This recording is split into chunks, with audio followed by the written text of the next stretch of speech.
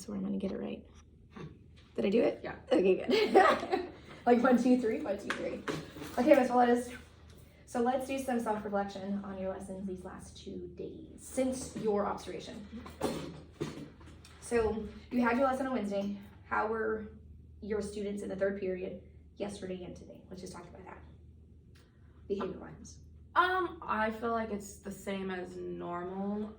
It's your certain people who are disruptive or just don't pay attention, but my kids who are trying to better themselves and actively engage have been listening. So even though it's not 100% of the class, I'm glad that it's just a small percentage that are actually trying to focus and pay attention. Yes, and as a teacher, how are you liking coming into the mid-year and, you know, and just come into a classroom that you don't even know anyone and just teach to these kids? How's that been, that experience? I think it sounds really conceited when I say I'm fairly confident as a teacher. I love it. So it wasn't necessarily the teaching aspect that I was concerned with. It was more making relationships, because when you come in at the mid-year, it's kind of like, who is this new person and why is she yelling at me even though I don't know who she is? Mm-hmm.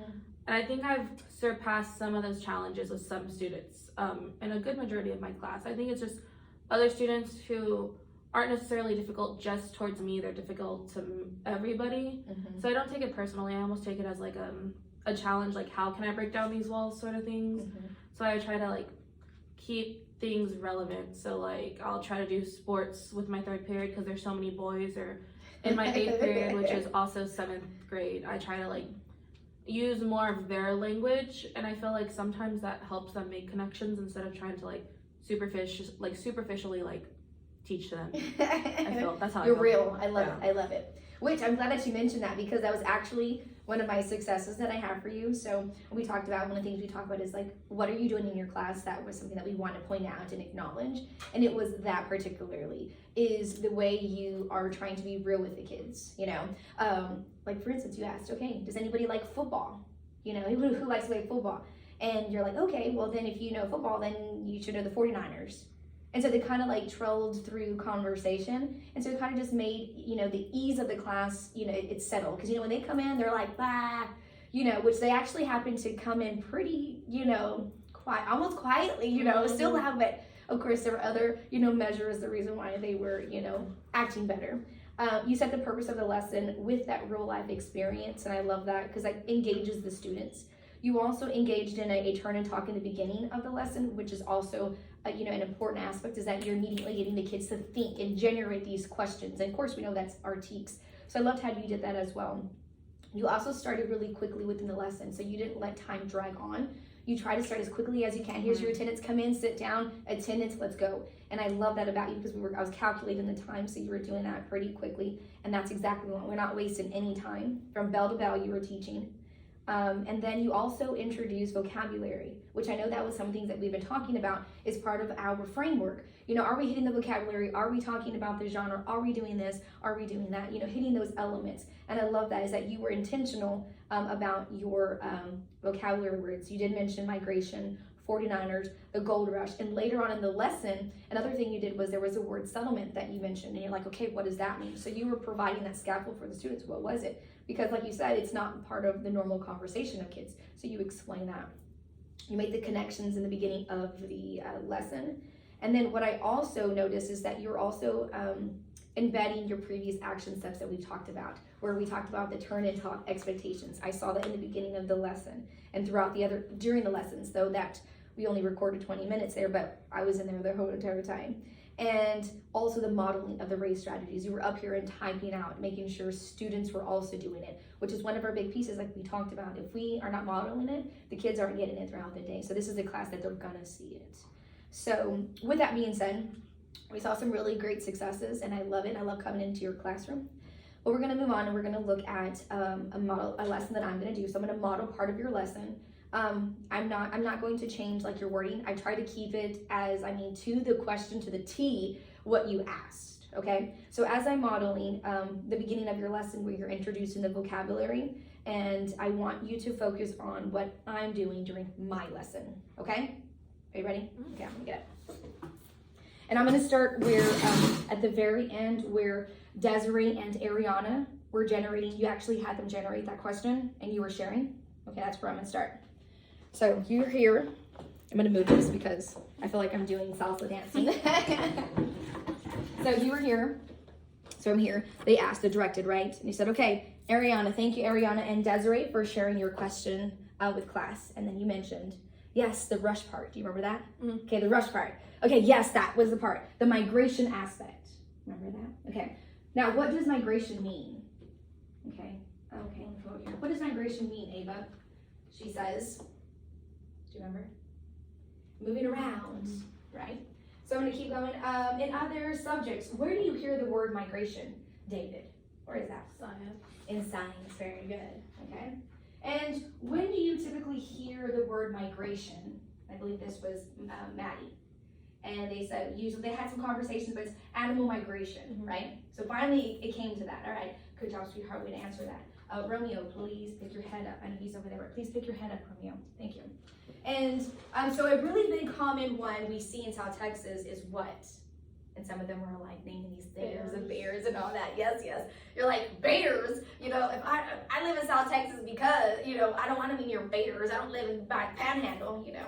But thank you for sharing. It is with a B. It is with a B. And then some said bats, right? You're like, okay, it is. It's something that does fly, right? And so then, Noah, what was it? Oh, yes. You said butterflies. Good job, Noah. Way to go. Thank you for clarifying that for me. Butterflies. And then we went further. You said, yes, butterflies. So, you know, you drive.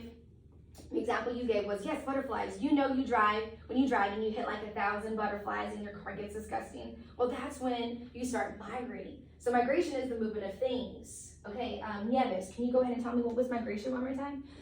Thank you, Spreadheart. Love that. Insane. Okay? So, that was my model. Now, what did you notice differently in my model? You were walking around. Yes. Now, what are some of the benefits of me being mobile? I think specifically with the class that you were working with too, it keeps kids a little bit more on task because it's holding them to a higher expectation. Yes. Being like, if the teacher can see what I'm doing, then I should at least be on task so it looks like I'm doing, which in retention rates, you know, they tend to at least retain a little bit more that way, even if it's them forcing it. And also think classroom management. And so you'll notice that when earlier today too, when I was over here in this area, what happened with those girls once I got there? They stopped messing around or doing whatever they were doing. Yes, most definitely. So I always know, because we know those are going to be our problem areas. So I would go over here and I would make sure to ask questions. And so notice that when I came over here and Ava was talking, I came over here, she eventually stopped because she knows that I'm going to call on her. So it's like that presence. So that benefit is, you know, that it can help with classroom management as well. The other one, do you know some other benefits to being mobile around your room? What else? Check for understanding. Yeah, you can check like students' work, see if they're actually doing anything. Yes. Not necessarily because we were doing anything at that point, but if we were to be doing a writing sample or whatever, so you can check and see how they're actually progressing along in there. Yes. And it keeps everyone kind of like actively engaged. And so I know that you didn't have the computers at that moment, but Romeo over here, you know Romeo, you know, he gets on, what is the first thing he wants to get on? Some sort of game or something. Yes. So here you get to check, you know, no sir, you know, no sir, you get it because you're there. And as soon as your presence is there, they immediately either turn off, they close their screen, close it. or, you know, they put something on there so you can't see it. So now they're recognized that your presence is important. So now, based on our conversation, what do you think your action step is? To be more mobile in the classroom. Yes, power zone. That's what we call it. Power zone, I don't know if you're familiar with that word is, you know, being here, you know, conducive so that it can be conducive to learning. So you are basically in the know and you know what everything's going on. You know what's happening, you know what kids are doing, and you basically are here so you can see what's going on. But you're also engaged in the classrooms. The power zone is very important because it allows you, the teacher, to instruct everywhere, okay? So we identified our action step. And so in order for us to do that, what steps do we need to go through, you know, as a teacher to ensure that we are doing this? This might be a little tricky, but let's see if you can think. So as a teacher, what do you think we need to do so that you can ensure that you are in the power zone?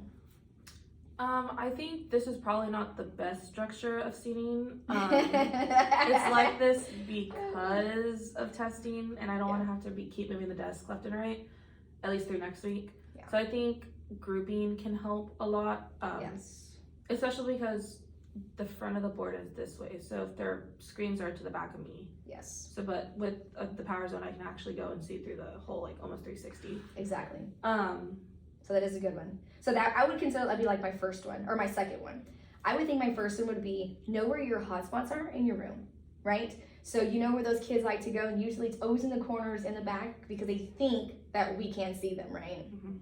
So the first one I would say is identify the hotspots in your room. And the second was, like you put, arrange your room so that it's conducive to being in the power zone. Because I'm over here doing the salsa. I don't know if you saw me, I was like I'm dancing in here. But that's okay. We can make it work. And then after that, what do you think you should do? And I want you to think of the curriculum, because I know that Amplify requires us to be like here a lot of the time. Yeah, that's what I was But gonna how say. could you make that life easier from like that transition?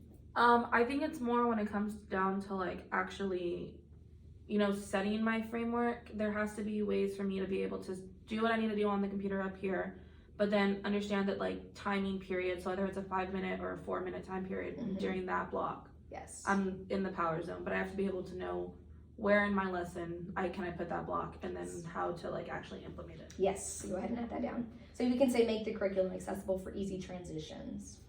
I love that. It's like you're reading my mind.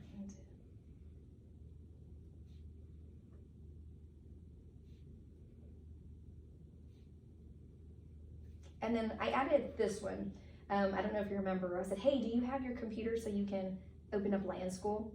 And so one of the other pieces that you could do is, what I included here was to launch Land School on a device. So I know that you have your computer connected here, and sometimes we can't toggle between the two because sometimes it's challenging. I Mhm. know. So if you can do a side by side, just get that extra computer and then put it, launch it so that it's open and you can see. So kids know, and when you actually load them up, you can actually lock their screen so they can't get on anything. Remember the last time I did that? I was Yeah. like so excited. I was like this. I think I'm just so Yes. unfamiliar with it. It's hard Yes. for me to try to utilize it, but I Yes. think that's something. I think you that got to play with it can more. work too, yeah. Yes, because I know that we went over it, but sometimes it's like, oh yeah, I think I got it. But then when you actually do it, you're like, okay, maybe I don't got it. So that's no worries. We'll actually we'll work on that. We can work on that next week in PLC. I think you're gonna like it because I used it during tutoring, and they already know as I'm stalking your computers. Because I think that will help manage. Some of these kids that like to get on their computers and play games. That's just their normal piece. And then lastly, so you did all those 4 steps, and then ultimately at the end, we want to make sure that we are positioning ourselves in the power zone. So as much as we can, always try to get yourself there. Because the more visible you are here, where Nevis and David like to sit, you'll notice that when they're there, they're like, they ain't gonna talk, they're not gonna share their little chismes that they like to share. And so the good thing is that during your observation, they were talking. They weren't being like loud and obnoxious like they are. They were having their side conversation. So if we're there, you could just tap their shoulders or call them, because they know that if you're right there, there's a possibility that I'm gonna call on you, and they don't want to be called on, right? So let's go ahead and review our steps. Would you go ahead and repeat those steps for me, please? So the hotspots are where the kids like to sit in the classroom, kind of the arrangement of tables in the classroom, or like not a seating chart necessarily, but arrangement of tables. Make the curriculum acceptable or accessible for the power zone, and then utilizing Land School more, and then positioning myself in the power zone. Very good. Okay, so now we're gonna do the do it part. Ready? And so you can take some time to plan it, or you can jump right into it, how confident you feel. But I want you to practice the exact delivery of the lesson, because I did your exact questioning. I tried to do it as to the T as possible. I don't know if you noticed. Did you notice? Good. And I want you to practice that, but also delivering the lesson in the power zone.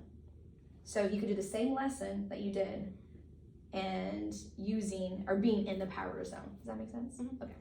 So if you want some time to practice, if you want to do the same lesson, you can use it. I have my questions if you want to, use my questions that I use because they were yours to help you. And you can use this if you want to walk with that. But we want to see the lesson. And you don't even have to do these. You can do an actual different lesson if you want, an upcoming lesson, one that you've previously done if you wanted to do, or you can do that exact same lesson. Up to you. But whatever you want to do, if you want to script it out, you can. Go ahead and write down your thoughts there too. So when you mean like showing the start of the lesson, so like I started my lesson sitting over there, so you mean more like starting the lesson in the power zone? Yes. Right? Okay. Yes. And I'll set in the back over here, because we're like this. And if you want, I can be your student, or you can pretend that I had students. All right. So like if I'm starting the lesson. You can start there, you can start anywhere.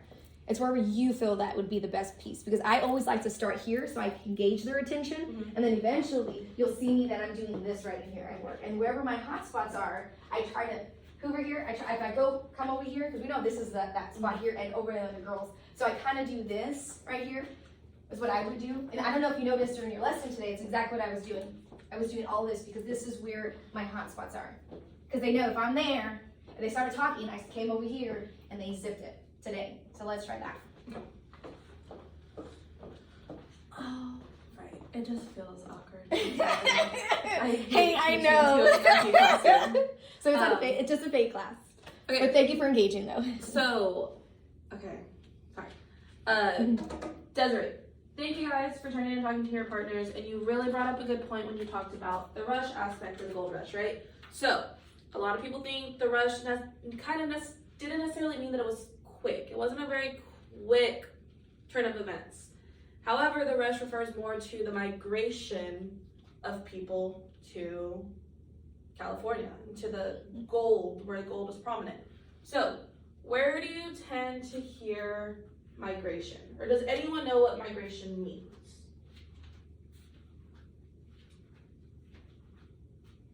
Yes, so migration kind of means like movement, right? So you can kind of remember it if you think about migration starts with an M, movement starts with an M. You can kind of connect those words together. Where else do you tend to hear migration though? Because it's not just in English, right? Yes, so you would hear it in science, right? But when do you hear it in science? Is it like migration is just the whole subject that you're learning? Or is it during certain parts? Yes, so we hear migration a lot with animals, right? Now, we have a huge migration point here in South Texas, but what is it that's migrating to South Texas? Does anyone know? Noah, it is not bears. If you've ever seen a bear in South Texas, you point it out to me and we can have that conversation later, but it's not bears. It does start with a B though. Not birds, close. Yes, butterflies, right? So, I travel to San Antonio a lot. When I'm traveling to San Antonio, I hit about probably more than 1,000 butterflies, right? Your car looks disgusting at the end of it and you really have to go get it washed. But then you can't wash it because more butterflies. But yes, so the butterflies are migrating to South Texas, right? Or they're migrating back to the north. That's migration. So that's how you have to kind of think about it. People who were either on the like north, south, east of the United States were traveling to the west to go to California for the gold rush. Thank you, ma'am. Don't forget you remember like almost everything from your lessons. Good job. So tell me, how did that feel? It really feels like, I don't think it necessarily feels like wrong or different. I think it's just something to get used to. Exactly. Yes. And it's an easy transition, you know, remember, because you'll notice as soon as you get near them, they're gonna immediately fix whatever behavior that they're doing. And so, and you'll be walking a lot, so you'll be getting your steps in, you know. I remember when I was calculating my steps whenever I taught, I was getting like 15,000 steps a day. And if I didn't, I was like, what's going on here? So just keep in mind, it's just good practice, but there are benefits to being in the power zone. Okay, so good job on your rehearsal. Was actually perfect, by the way. So looking at this and thinking of our action step, you know, we want to be able to see that you are implementing this, right?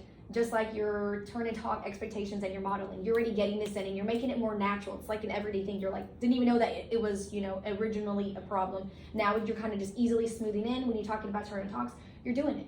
So where could we see that, you know, you embedding the power zone, being in the power zone in an upcoming lesson that we can come observe? Though we're always in your classroom, but where would you like for me to see it? I think Wednesday, just because we're benchmark testing on Monday and Tuesday, so it's a little bit. So that quick, okay. So Wednesday, after this, I guess. Wednesday or Thursday. Okay. But you know me, I'll be in there all the time. But Wednesday, I will for sure make it and see that. And third period's okay, right? Yeah. But I do have to acknowledge that your kids' last 2 days have been behaving better. Yeah. Which is nice, I know. Which is nice, yeah. I know, we're slow progress, but we're getting there. Okay, so with that, it looks like we have our date on Wednesday of next week, which looks like it is March 6th and 8th, right? Yeah, 8th. 8th, yes. All right, darling, thank you so much. Perfect.